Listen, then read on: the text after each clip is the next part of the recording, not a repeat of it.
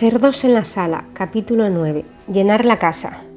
Cuando el espíritu inmundo sale del hombre, anda por lugares secos, buscando reposo y no halla. Entonces dice: volveré a mi casa de donde salí. Y cuando llega, la halla desocupada, barrida y adornada. Entonces va y toma consigo otros 7 espíritus peores que él, y entrados moran allí. Y el postrer estado de aquel hombre viene a ser peor que el primero. Así también acontecerá a esta mala generación. Mateo 12, 43, 45. Aquí se nos dice en lenguaje simple que es posible que un demonio expulsado regrese, y no solamente eso, sino que inclusive traiga otros espíritus más malvados con él. La implicación es clara: si la casa se deja vacía, barrida y adornada, es una invitación abierta para perturbaciones peores. La casa se debe llenar. El mismo relato se encuentra en Lucas 11, 24, 26. Examinemos los contextos de estos dos pasajes. En la porción de Lucas, el Señor Jesús expulsó un espíritu mudo de un hombre y éste pudo hablar. Algunos expresaron la creencia que Jesús hacía esto por el poder de Belcebú, el príncipe de los demonios. Jesús explicó que si fuera cierto, entonces el reino de Satanás estaba dividido contra sí mismo y por tanto no podría permanecer, y luego agregó: mas si por el dedo de Dios echo yo fuera a los demonios, ciertamente el reino de Dios ha llegado a vosotros. Lucas 11, 20. Jesús estaba hablando ante una audiencia judía que había desarrollado una religión de negaciones. Había sacado muchas cosas de sus vidas, pero en lugar de ellas, ¿qué habían puesto? Ahora rechazaban lo positivo que Jesús les ofrecía. Para enfatizar este punto, el Señor usó una ilustración que comprenderían. Si no colocaban en sus vidas algo positivo después de eliminar tantas cosas negativas, serían como el hombre liberado de demonios que no había puesto nada positivo en su vida. Terminarían en una condición peor que la anterior. El contexto en el relato de Mateo es aún más claro. A Jesús lo acababan de condenar por haber arrancado espigas en el día de reposo. También había curado a un hombre con una mano seca en sábado. Nuevamente los fariseos lo acusaron de expulsar demonios por el poder de Belcebú. Jesús demostró que esas palabras eran la evidencia de un corazón perverso. Ya habían visto lo suficiente como para cambiar sus vidas, pero no habían cambiado. A menos que cambiasen, irían de mal en peor, como el hombre liberado de demonios que no llenó su casa con algo de Dios. Jesús dice que llega un tiempo cuando sería mejor poner algo positivo en nuestras vidas. Debe haber siempre un equilibrio entre los factores positivos y los negativos. Después que la carne es crucificada y los demonios expulsados, debemos tener dentro de nosotros a Jesús y permitirle gobernar nuestras vidas. De hecho, el motivo para obtener la liberación de los demonios es poder tener más poder de Jesús. Entonces, ¿con qué llenaremos la casa? Con Jesucristo. Ser llenos de Jesús es ser llenos de pureza y de poder. Estas dos palabras resumen su persona. Como veremos, nuestra pureza viene por permanecer en Cristo y como resultado tenemos el fruto del Espíritu. Nuestro poder viene por medio del bautismo en el Espíritu Santo y como resultado de los dones del Espíritu. Es una necesidad imperiosa entender que llenar la casa no resulta de una pequeña plegaria de rutina dicha al final de una sesión de liberación. Me he sentido mal más de una vez cuando he oído ministros decir al terminar una liberación: y ahora, Señor, llena todos los lugares vacíos. He visto que muchas personas pierden su liberación porque no sabían cómo llenar sus casas, sus hogares, sus espíritus o con qué llenarlos. Por cada demonio que se expulsa, el fruto del Espíritu y los dones del Espíritu Santo deben ocupar su lugar. Esta es la responsabilidad expresa de la persona liberada.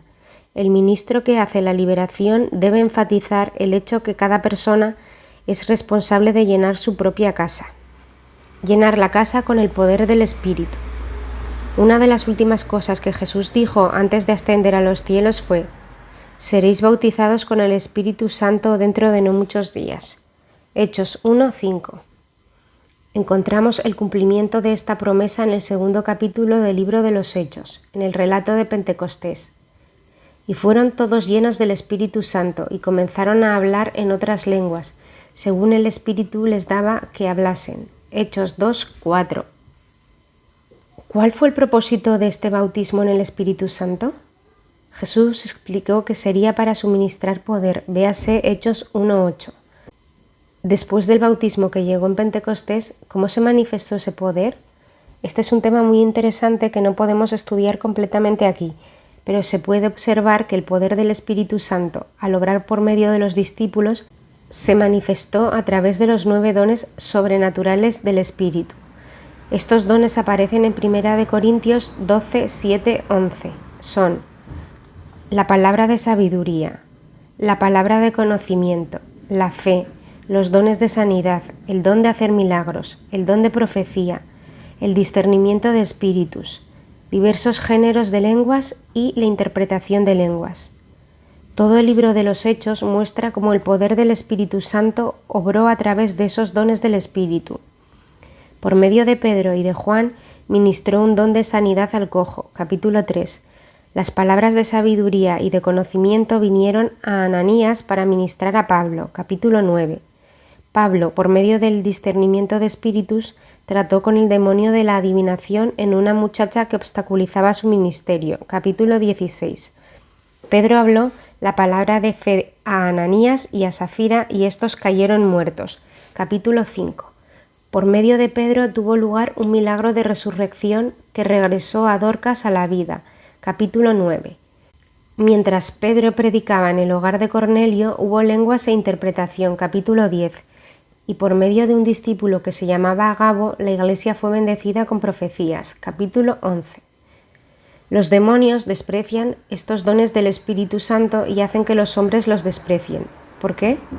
Porque la operación de estos dones sobrenaturales de poder contrarresta el trabajo de los demonios.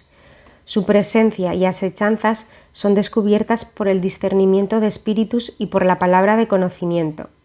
Su mal queda sin efecto por la palabra de sabiduría, de fe, por los dones de sanidades y de milagros. Sus planes para producir daño son minimizados por una palabra oportuna de profecía o por el don de lenguas con interpretación. No es de extrañar, por tanto, que los demonios se opongan tan fuertemente a estos dones. Los 9 dones también se le dieron a la Iglesia para su edificación. Satanás es el enemigo de la Iglesia y se levanta contra todo aquello que está diseñado para edificar el cuerpo de Cristo. Hace fuertes arremetidas contra los dones, especialmente contra el don de lenguas, que tiene un propósito especial en la edificación del creyente individual. Véase 1 Corintios 14:4. Si la persona que experimenta la liberación no ha sido bautizada en el Espíritu Santo, se le debe animar a recibir este bautismo y a desear los dones espirituales. Hemos visto a muchas personas recibir el bautismo en el Espíritu Santo como clímax de una liberación. El poder del Espíritu Santo es imprescindible para retener la liberación. A quienes ya han recibido el bautismo en el Espíritu Santo se les debe estimular a procurar los dones mejores. 1 Corintios 12:31. Y el mejor don es el que ministre a las necesidades de otros en determinadas situaciones. Es bastante común que los obstáculos a los dones desaparezcan con la liberación. Hay demonios especialistas que intentan bloquear la operación de los dones espirituales. Después de la liberación, la casa se debe llenar con el poder del Espíritu Santo. Llenar la casa con el fruto del Espíritu. El fruto del Espíritu se enumera en Gálatas 5:22-23. Es amor, gozo, paz, paciencia, benignidad, bondad, fe, mansedumbre y templanza.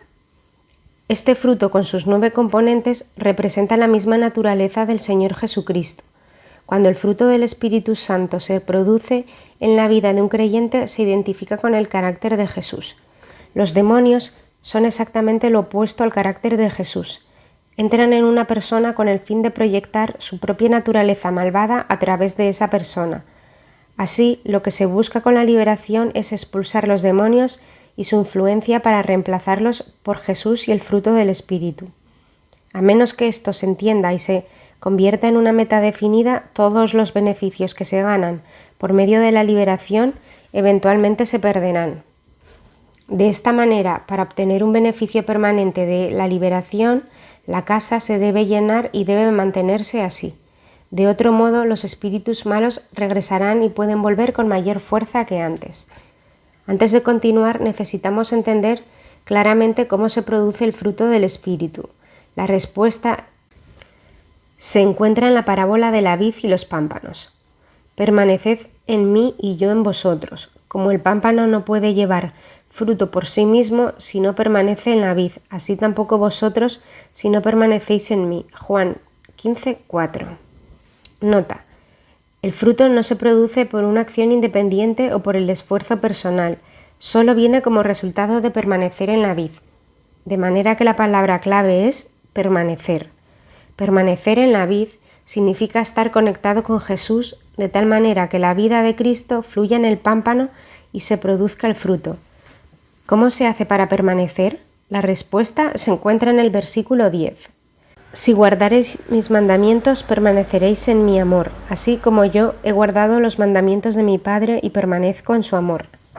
Permanecer es sinónimo de guardar los mandamientos del Señor. ¿Y qué tenemos por obedecer y permanecer? Sigamos leyendo. Mi amor, mi gozo, lo primero del fruto del Espíritu Santo. Cuando obedecemos tenemos compañerismo con el Señor y obtenemos su amor, su gozo y su paz. Cuando desobedecemos se rompe el compañerismo con Dios y Satanás ha ganado una vía de penetración. Aprendamos del ejemplo de Jesús. ¿De qué estaba hablando el Señor en el contexto justamente antes de la parábola de la vid y los pámpanos? No hablaré ya mucho con vosotros, porque viene el príncipe de este mundo y él nada tiene en mí. Mas para que el mundo conozca que amo al Padre, y como el Padre me mandó, así hago. Juan 14:30-31. Aquí Jesús explicó que el demonio no tenía nada en él porque era completamente obediente al Padre. Él nunca dijo una palabra ni hizo una acción fuera de la voluntad del Padre. De ahí que Jesús pudiera declarar: si guardareis mis mandamientos, permaneceréis en mi amor, así como yo he guardado los mandamientos de mi Padre, y permanezco en su amor. Juan 15:10. El fruto llamado amor. El señor A tuvo una crisis nerviosa hacía unos 12 años. Había permanecido incapacitado emocionalmente, inclusive después de un tratamiento muy intenso y de cuidados hospitalarios. Finalmente supo del ministerio de liberación y se le expulsaron los demonios responsables de su estado emocional. También recibió sanidad en el cerebro, de manera que las cosas que le bloqueaban la memoria por los tratamientos de choque eléctricos comenzaron a volver. Con el regreso de la memoria, recordó el nombre de un enfermero que en el hospital psiquiátrico lo había maltratado con mucha crueldad.